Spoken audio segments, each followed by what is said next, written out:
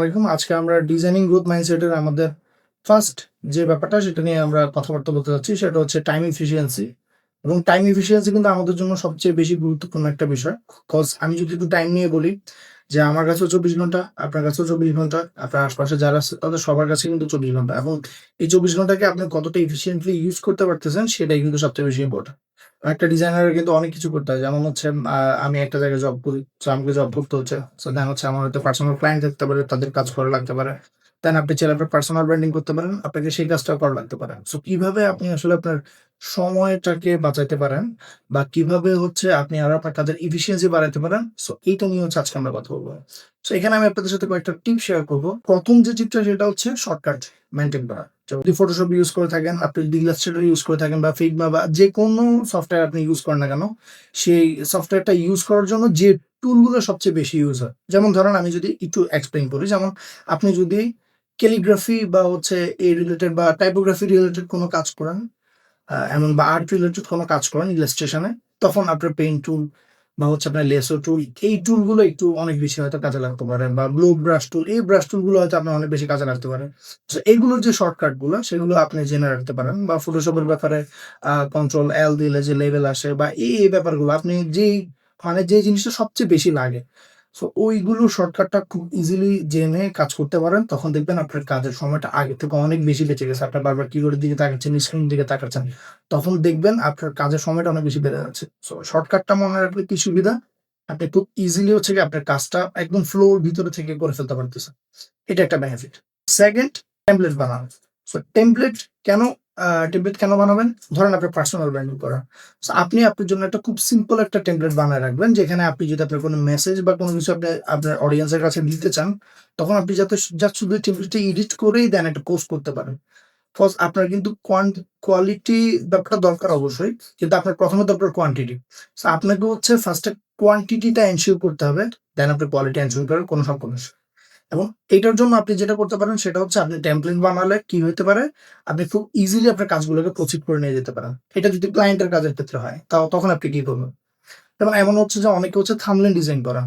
ধরেন আপনি একটা ক্লায়েন্টের জন্য ৪ থেকে ৫ টা থাম্বনেল ডিজাইন অলরেডি করে ফেলছেন। তখন কিন্তু আপনার ক্লায়েন্টের কাজের একটা ধাপ বুঝে যাবেন।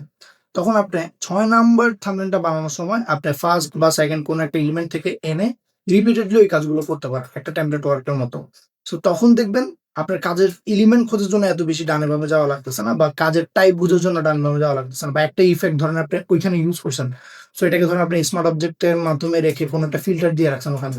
সো ওখান থেকে জাস্ট ইফেক্টটা কপি করেন, এখানে এনে পেস্ট করেন। সো আপনার কাজের কনসিস্টেন্সিও বজায় থাকলো, ব্র্যান্ডিং এর কনসিস্টেন্সিও বজায় থাকলো, প্লাস আপনার কাজটাও কিন্তু খুব দ্রুত হয়ে গেছে। যদি নেক্সট টপিকে যাই তাহলে সেটা হচ্ছে সময়কে ভাগ করে কাজ করা। এটার জন্য একটা বিষয় হচ্ছে আমাদের দ্য মোস্ট এটা খুবই একটা জনপ্রিয় একটা ইফেক্ট, সেটাকে Zeigarnik ইফেক্ট বলে। সো এটা নিয়ে হয়তো নেক্সট কোনো একটা সময় আমরা একটা ভিডিও বানাবো। আমরা হচ্ছে এখন ওইটা নিয়ে একটু বলি। সো Zeigarnik ইফেক্ট কিন্তু আমাদের জন্য ভালো এবং খারাপ ২ টাই। আমরা যখন কোনো একটা কাজ ইনকমপ্লিট রেখে দেই বা কোনো একটা কাজ করব বলে মাথায় ধরে নেই, তখন ওই কাজটা সবসময় আমাদেরকে পোক করে। এবং এটা কিন্তু আমাদের ব্রেইনে একটা প্রেশার ক্রিয়েট করে। সো আপনি যখন আপনার ব্রেইনে এমন কিছু কাজ ধরে রাখবেন, যে কাজগুলো কিনা আপনি কমপ্লিট করতে পারতেছেন না বা আপনার কমপ্লিট করা দরকার, এরকম কোনো সেন্টিমেন্ট আপনার মধ্যে কাজ করছে। তখন আপনি খেয়াল করবেন যে আপনার অতিরিক্ত চিন্তাভাবনা করার কারণে আপনার কাজটাই হয়তো শেষ করা হয় নাই। বা অনেক চিন্তা ভাবনা করার কারণে আপনার ব্রেইনটা একটু দুর্বল হয়ে গেছে। সো এই ক্ষেত্রে আপনি কি করতে পারেন? এই ক্ষেত্রে হচ্ছে আপনি একটা নোটবুক মেইনটেইন করতে পারেন। মাথার উপরে বেশি প্রেশার দেওয়া যাবে না। কোন একটা আইডিয়াস বা কোন কিছু আসছে, সেটা ইনস্ট্যান্ট খাতায় লিখে ফেলতে হবে বা ইনস্ট্যান্ট খাতায় বা কোন একটা নোটবুকে নোট করে রাখতে হবে।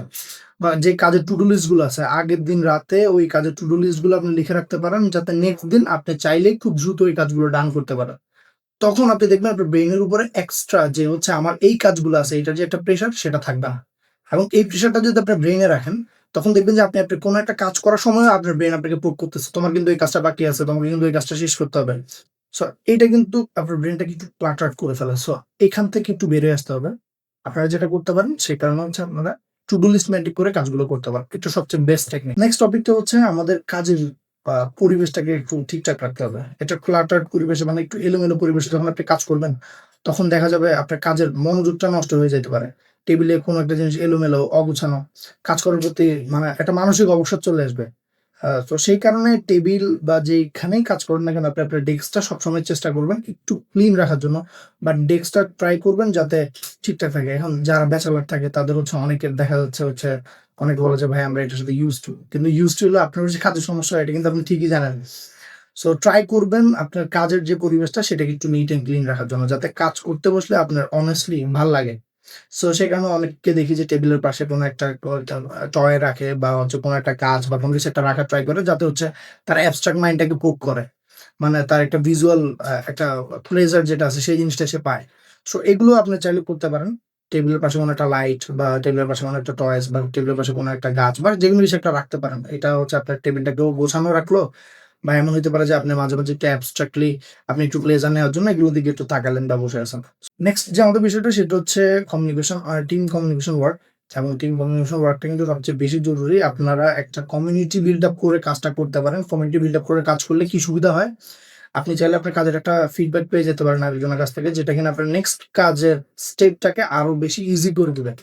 সো এটা কিন্তু অনেক বেশি কাজে দেয় কমিউনিকেশন মানে কমিউনিটি বিল্ড করে কাজ করলে যে আপনারা যারা সোশ্যাল মিডিয়া ডিজাইন করেন তারা একটা গ্রুপ করে কাজ করেন, যারা লোগো ডিজাইন করেন তারা একটা গ্রুপ করে কাজ করলেন।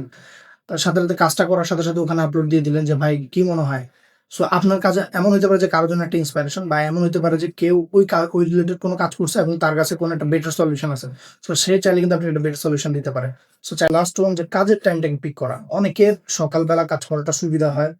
অনেকের সকালে কাজে এনার্জি থাকে, অনেকের রাতের কাজে এনার্জি থাকে। কিন্তু এমন না যে হচ্ছে ধরেন আপনি রাতে কাজ করতে বসছেন, আপনি দিনে আপনার ঘুমটা যাতে একটু কাভার দিয়ে ফেলতে পারেন। রাতে কাজ করতে বসলে কারণ আইডিয়েশন এর জন্য কিন্তু আপনার মাথায় এনাফ ঘুম বা এই ব্যাপারটার দরকার আছে। সো সেই কারণে ডেস্কে পানিও রাখতে পারেন। মস্তিষ্কে মাঝে, মাঝে অক্সিজেনের অভাবে আমাদের হচ্ছে চিন্তা ভাবনা করতে অসুবিধা হইতে পারে। সো পানির বোতল রাখতে পারেন। রেগুলার পানি খাওয়া, কাজের সময়, সময় একটু আ যদি একটু অবসাদ লাগে, একটু পানি খেয়ে নেওয়া বা হালকা একটু রেস্ট নেওয়া। সো এভাবে করে কাজগুলোকে সামনের দিকে নিয়ে যেতে পারেন। তখন দেখা যাবে আপনার কাজের অবসাদটা কম আসবে। আপনি যে কাজটা করতে বসছেন, সে কাজটা আপনি খুব দ্রুত করে ফেলতে পারবেন। এবং the last and the most important tips যেটা, সেটা হচ্ছে আপনাকে ডিপ ওয়ার্ক করতে হবে। সো ডিপ ওয়ার্কটা কিভাবে করবেন? অনেকে ডিপ ওয়ার্ক কিভাবে করবেন সেটা বুঝে না। সো ডিপ ওয়ার্কের জন্য আপনি যদি ফ্যামিলিতে থাকেন বা ব্যাচেলর থাকেন, এমন হতে পারে যে এমন একটা সময় যে সময় আপনার ওয়ার্কমেট আপনার ঘরে থাকে না বা রুমে থাকে না। আপনি চাইলে একটা হেডফোন ইউজ করতে পারেন। করে আপনি কোনো একটা পডকাস্ট বা কোনো কিছু শুনতেছেন, কাজের কোনো কিছু শুনতেছেন বা কোনো কাজ করতেছেন, হেডফোন ইউজ করে আপনি জাস্ট নিজেকে সাউন্ড প্রুফ রেখে আপনি হচ্ছে কাজ করছেন। তাও কিন্তু ডিপ ওয়ার্ক করা যায়। সো ডিপেন্ড করতেছে আপনার উপরে যে আপনি কিভাবে আসলে আপনার পরিবেশটাকে মেইনটেইন করবেন। সো ডিপ ওয়ার্ক করার ট্রাই করবেন। ডিপ ওয়ার্ক করলে কিন্তু কাজের সময় অনেক বেশি বেঁচে যায়। কাজে আ ডিসভার্সিটি ব্যাপারটা থাকে না। সো এগুলোই হচ্ছে আজকের কথাবার্তা। সো আপনাদের যদি এখানে কোনটা ভালো লাগে বা কোনটা রিলেট করতে পারেন কমেন্টে জানাবেন। আর যদি মনে হয় যে এখান থেকেও বেটার কোনো সলিউশন আছে সো অবশ্যই কমেন্ট সেকশনে জানাবেন। এটা বাকিদের জন্য কাজে দিবে। আর আমাদের নেক্সট বিষয়টা হচ্ছে কিন্তু কিভাবে খুব স্মার্টলি কোনো বিষয়কে শিখা যায়। এটার উপরে বেস করে আমাদের নেক্সট টপিকটা। সো এটার জন্য ওয়েট করবেন ইনশাল্লাহ। সো আজকের টপিকটা হয়তো একটু বড় করে ফেলছি। সো নেক্সট গুলা আরো সাজানো গোছানো থাকবে ইনশাআল্লাহ। Thank you. সালাম আলাইকুম।